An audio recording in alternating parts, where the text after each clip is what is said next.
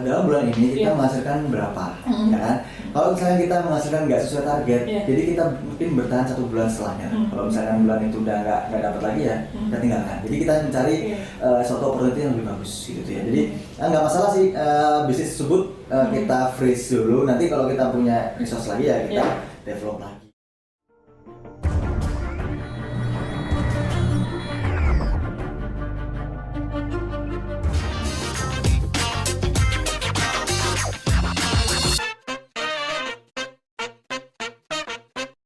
Nah, ada nggak sih hal yang akhirnya membuat Mas Farudin kayak aduh nggak bisa nih untuk melanjutin bisnis tersebut gitu? Nah, ada. Jadi apa ya? Ketika saya rasa bahwa waktu tersebut banyak habis ya posting gitu ya. Jadi kayak kita bisa mengatur sendiri bahwa dalam bulan ini kita menghasilkan berapa, ya kan? Kalau misalnya kita menghasilkan nggak sesuai target, jadi kita mungkin bertahan 1 bulan setelahnya. Kalau misalnya bulan itu udah nggak dapat lagi ya, kita tinggalkan. Jadi kita mencari suatu opportunity yang lebih bagus gitu ya. Jadi nggak masalah sih bisnis tersebut kita freeze dulu. Nanti kalau kita punya resource lagi ya kita develop lagi. Nah seperti itu sih. Kayak planning saya gitu. Iya, berarti apapun hal-hal yang mungkin membuang waktu kayak gitu-gitu akhirnya ditinggalkan gitu ya untuk mencari ide baru dan bisnis baru. Siap. Oke. Kita lanjut lagi nih ke cerita-cerita yang menarik lagi dari Mas dosen satu ini. Mas setelah mungkin tadi S2 akhirnya bingung gitu ya memilih mau bisnis atau mau jadi atau hal-hal lain. Kenapa akhirnya menjadi dosen? Oke. Jadi apa ya? Kayak semacam panggilan. Apa ya, dulu sih memang dari waktu kuliah di PB dulu memang saya tuh dari hati kecil saya tuh memang kok melihat dosen-dosen di kampus ini kok keren-keren ya gitu tuh. Dalam artian apa ya, jadi dalam artian mindset seorang mahasiswa ketika melihat gurunya itu kan kayak semacam role modelnya dia gitu. Nah banyak sih segelintiran orang berbilang bahwa kalau jadi dosen itu nanti kayak semacam capek, terus kayak semacam banyak dikerjain pikiran. Nah itu sebenarnya kalau selama ini saya menjalankan itu sebenarnya seru juga gitu.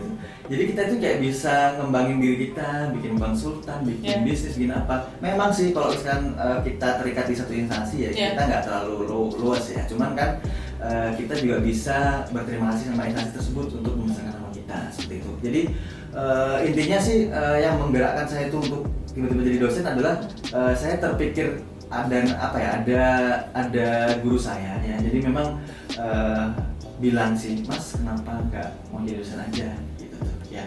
Nah, sementara kan kuliahnya kan linear nih. Jadi kalau dosen tuh biasanya gampang jadi dosen itu ketika kuliah S1 sama S2 yang sama, gitu, major yang sama gitu. Nah, jadi kayak ya udah deh saya coba gitu. Karena memang selain pekerjaan yang mulia juga dan juga saya lihat juga fleksibilitas sih. Karena kita itu kalau orang dibilang kalau mindset bilang dosen itu kayak guru salah besar, tapi kalau dosen itu memang akademisi ya. Jadi akademisi itu orang yang sesuatunya tuh cara berpikirnya itu berdasarkan hasil riset atau kita itu data sesuatunya itu diolah menjadi suatu kebijakan kayak gitu. Oke. Nah setelah sampai akhirnya jadi dosen itu kan berarti banyak banget ya Mas penelitian yang dilakukan juga gitu ya. Itu penelitian yang dilaksanakan pada masa kuliah aja atau sudah sampai saat jadi dosen? Oke, jadi waktu semenjak saya jadi dosen itu banyak inisiasi riset ya. Jadi kayak semacam ini cerita dulu pengalaman saya di Untirta ya. Jadi saya di Untirta itu masuk awalnya itu sebagai dosen non PNS dulu. Karena memang kita mendirikan program studi baru ya. Jadi program studi gizi di Untirta itu baru. Kemudian kita juga mendirikan program studi kedokteran. Jadi satu fakultas itu baru semua. Nah di sana ya bisa dibilang kalau penelitian sih nggak bisa terlalu banyak banget kita langsung di riset karena memang semuanya kita itu orang-orang baru yang awalnya dari praktisi ya, dari clinician tiba-tiba jadi dosen gitu ya. Jadi kita banyak belajar dulu. Nah di perjalanan itu jadi kita ada sesuatu yang kita rasakan. Jadi kayak kita tuh membangun branding dari awal ya. Kita mencari mahasiswa dari awal, kemudian kita bagaimana kita menyiapkan instrumen-instrumen buat pengajaran dari awal. Ini semuanya itu butuh effort lebih sehingga kita nggak terlalu banyak riset. Nah tapi setelah berjalan waktu sekarang kan udah masuk tahun keempat nih. Jadi ada beberapa riset yang saya lakukan. Jadi saya itu lebih concern ke arah ilmu gizi yang lebih relate ke manusia. Dalam artian manusia tersebut untuk pencegahan terjadinya penyakit akibat kerja. Jadi karena memang di Fakultas Kedokteran Untirta itu kan dia lebih condong ya ke arah gizi kerja, kedokteran kerja. Dalam artian nanti di program studi saya, program studi gizi lebih ke arah gizi kerja. Jadi penyelesaian masalah gizi pada pekerja. Jadi mau kerja kantoran, pabrik atau di manapun itu, jadi kita risetkan. Jadi kayak semacam obesitas, kemudian hipertensi, jantung segala macam. Nah seperti itu. Jadi untuk riset ke sana masih baru mulai diinisiasi mungkin insya Allah tahun ini. Tapi sebelumnya saya juga ada beberapa riset terkait pengembangan produk gitu ya. Jadi pengembangan produk saya itu dari mengembangkan produk apa ya, gabungan antara kayak belut ya dengan anggur laut. Jadi produk-produk seperti itu. Jadi kolaborasi kita kolaborasi sistemnya karena memang kalau penelitian kolaborasi ya, jadi antara dari Untirta, kemudian dari Jakarta, ada Poltekkes Jakarta, ada yang dari UIN Jogja, gitu tuh. Jadi kayak kita satu circle penelitian aja, terus kita bikin riset yang bermanfaat, bikin produk, bikin kayak biskuit, bikin apa, gitu seperti itu.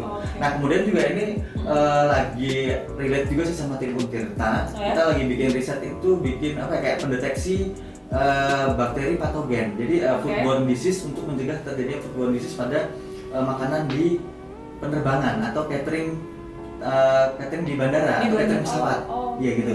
Jadi kita lagi apa ya kayak semacam memang sih ini belum deal ya, belum deal jalan dan belum deal dapat pendanaan dari banknya. Tapi kan kita udah at least kita udah initiate dan udah ada yang proposal di Kedereka. Jadi nanti ditunggu aja, mudah-mudahan nanti kalau misalnya berhasil kita nanti akan apa ya. Jadi sama peneliti di Untirta jadi ada dari kimia, dari fisika gitu. Jadi kayak kita bikin toolsnya, jadi ada sensornya gitu buat mendeteksi bakteri kayak gitu. Wah luar biasa.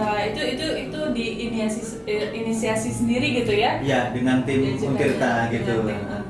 Wah luar biasa, itu akan jadi kalau misalnya nanti udah ada hasil penelitiannya itu pasti keren banget teman-teman dan pasti bisa dipakai untuk jangka panjang. Iya, insya Allah gitu.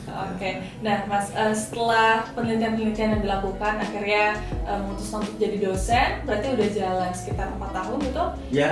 Di Universitas Sultan Ageng Tirtayasa di Serang, Banten. Iya, Serang, Banten. Nah Mas sebagai dosen ada nggak sih hal-hal yang atau pengalaman gitu ya yang tidak bisa dilupakan selama 4 tahun ini, mungkin dalam hal pengajaran dan lain sebagainya? Iya, itu yang nggak bisa dilupain banget ya itulah. Karena namanya juga dosen ya. Jadi dosen itu semua juga pasti tahu ya. Karena itu kalau kuliah pasti ya udah datang duduk gitu ya.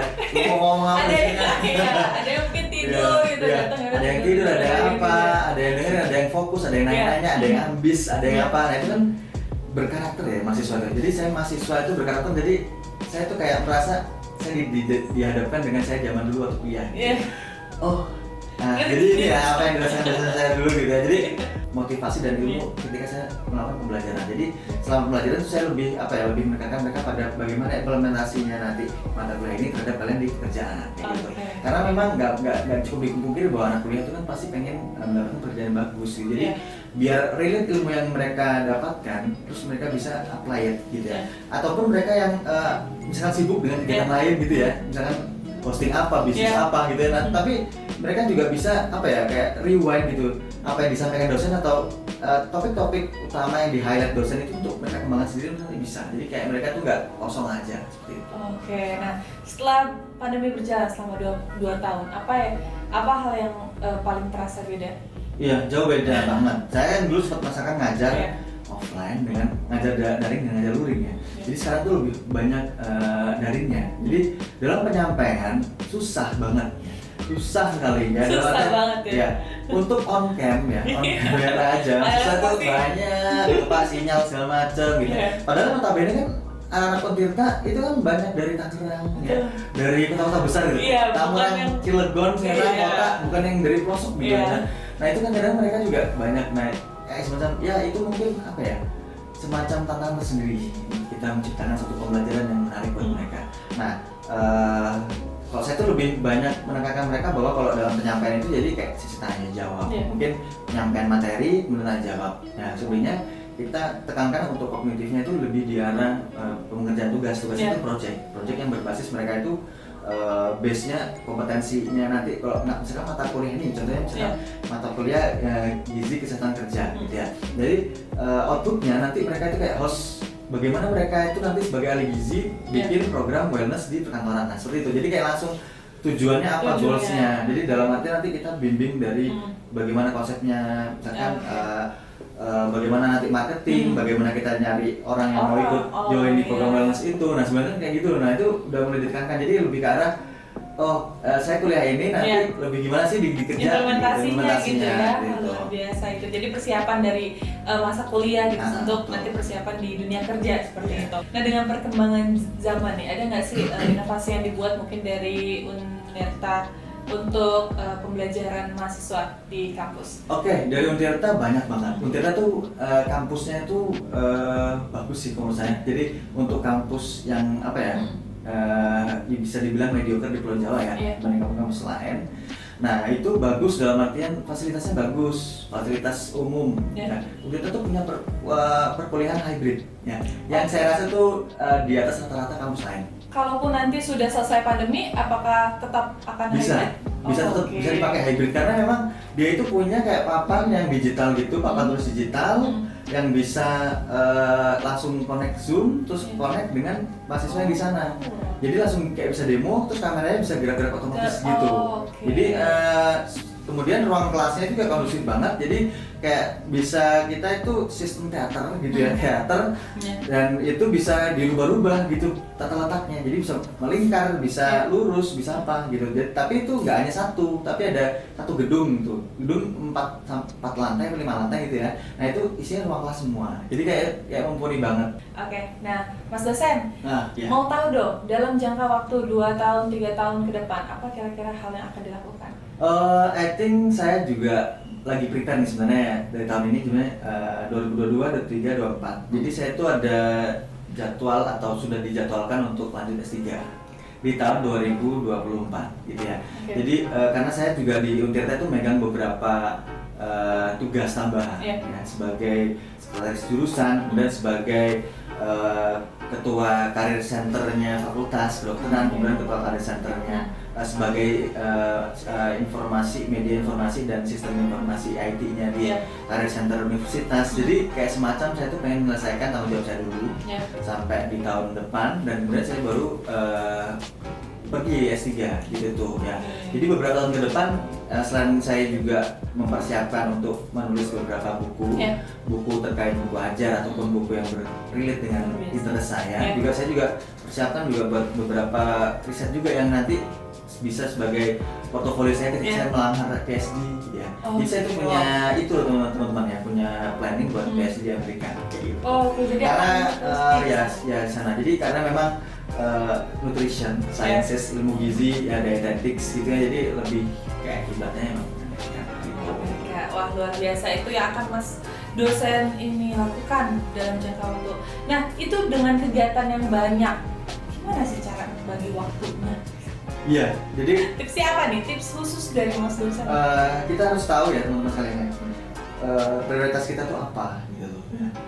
Jadi misalkan dalam minggu ini kita mau apa saja yang kita kerja, nah itu kita kerjain dulu gitu ya. Nah sisanya yang lain mungkin bisa teman-teman saya duluan nanti. Nah saya itu bukan tipe orang yang tertata dengan rapi ya, tapi saya berusaha untuk mencapai achievement tersebut gitu ya. Misalkan saya ada data ini, jadi saya berusaha untuk capai gitu ya. Jadi at least ketika kita punya goal 5, 3 lah gitu. Nah Mas dosen, ini mungkin kita udah banyak banget nih ilmu yang dikasih dari Mas Farudin untuk kita semua teman-teman. Boleh nggak kasih kita motivasi dan juga pesan untuk menggapai cita-cita yang mungkin anak-anak Indonesia harapkan gitu. Mereka dari mereka sendiri. Jadi teman-teman sekalian ya, apalagi generasi muda millennials ya, yang apa namanya ibarat kata mindsetnya udah berbeda lah dengan zaman-zaman seperti dulu ya, yang kita itu kalau bisa dibilang kalau berhasil tuh kalau kita udah menjadi pegawai.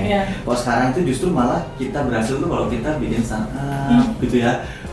Misalkan kalau ketemu orang nih, lu udah punya apa aja gitu ya, gue udah punya ini, nah seperti itu. Nah jangan pernah patah semangat ya teman-teman ya, ketika gini nih, terutama teman-teman yang dari daerah ya, yang saya kasih tahu ya.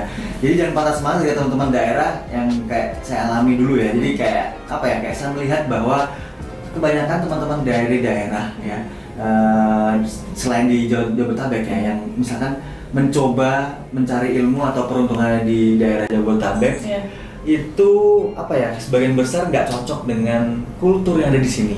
Kultur di perkotaan hektik, jadi di mana orang hektik itu suatu pencapaian besar. Jadi banyak yang oh ya sudah saya pulang aja, oh ya sudah. Nah itu jangan seperti itu, karena teman-teman generasi muda ini generasi yang apa ya, hype gitu ya, jadi kayak raus gitu ya, jadi di forsir gitu ya buat mencapai suatu pencapaian gitu ya, kayak ambis. Kalau bisa bilang anak-anak sekarang tuh kalau saya lihat ambis banget, lu ambis banget. Jadi jangan apa ya, kalau ketika dibilang lu kenapa ambis banget sih, jadi jangan malu gitu. Jadi justru teman-teman harus menunjukkan gitu ya, bahwa anak Indonesia ini terutama bisa apa ya, bisa berbicara di kancah nasional dan terutama di internasional gitu ya. Nah kemudian teman-teman juga ya, ini perlu adanya, kita nggak boleh ngomong kosong aja, tapi kita juga harus kita buktikan dengan background kita ya. Kita tambah jejaring, tambah relasi, kemudian kita perkuat dengan adanya training atau soft skill. Nah, kemudian ketika teman-teman nanti di interview atau ingin pitching atau segala macam, ya pede aja gitu ya. Jadi kayak teman-teman nothing tulus saja dalam melakukan sesuatu itu, dan harapannya kita juga nggak pernah lupa ya dengan adanya Tuhan ya yang menentukan semuanya. Itu juga kita juga harus berdoa juga ya. Jadi harus seimbang lah intinya ya. Kemudian mudah-mudahan juga nih yang penting selalu jaga kesehatan ya. Dari jangan hanya terfokusir dengan ada kerja terus, kemudian belajar terus sampai malam. Jadi jangan lupa teman-teman juga perlu butuh istirahat. Teman-teman semua tuh butuh healing ya, butuh kayak semacam kita tuh kayak apa ya, me time lah ibaratnya. Nah itu perlu juga buat kesehatan mental. Sekaligus juga kita juga perlu asupan gizi yang bagus dari makanan-makanan yang seimbang ya. Cukupi buah-buahan sayur, beraktivitas fisik, olahraga, kemudian sosialisasi, silaturahmi dengan kerabat-kerabatnya, seperti itu. Oke, teman-teman ditulis di note ya. Motivasi dari Mas dosen ini. Oke Mas dosen, terakhir ini pertanyaan Nadia gitu ya. Sebagai seorang akademisi, ada nggak hal-hal yang mungkin perlu untuk diperbaiki dari sistem pendidikan di Indonesia? Iya, I think ya sebenarnya sistem pendidikan di Indonesia ini menurut saya itu semakin jauh lebih baik gitu ya. Dengan artian kayak pendidikan tinggi terutama ini dia udah fokus akademik dan vokasi ya, seperti itu. Jadi apa sebenarnya siswa itu baik dari SMA atau SMK itu bisa memilih, mereka itu bisa di jenjang akademik atau jenjang vokasi yang sama-sama memberikan opportunity bagus buat kehidupan mereka.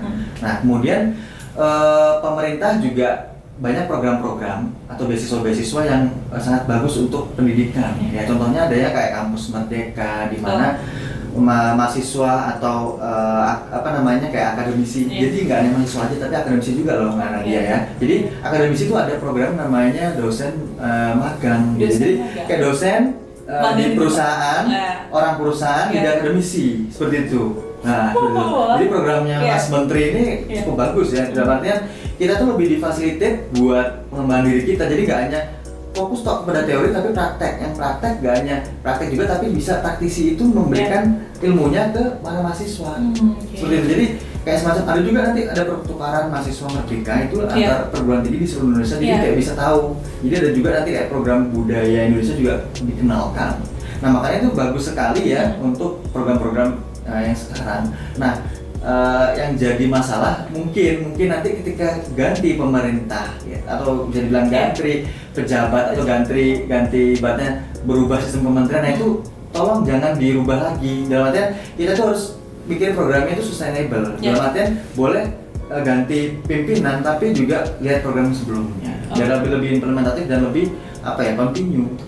Oke, jadi memang sistem yang ada sekarang sudah cukup sangat baik sangat baik, untuk diterapkan di pendidikan kita saat ini.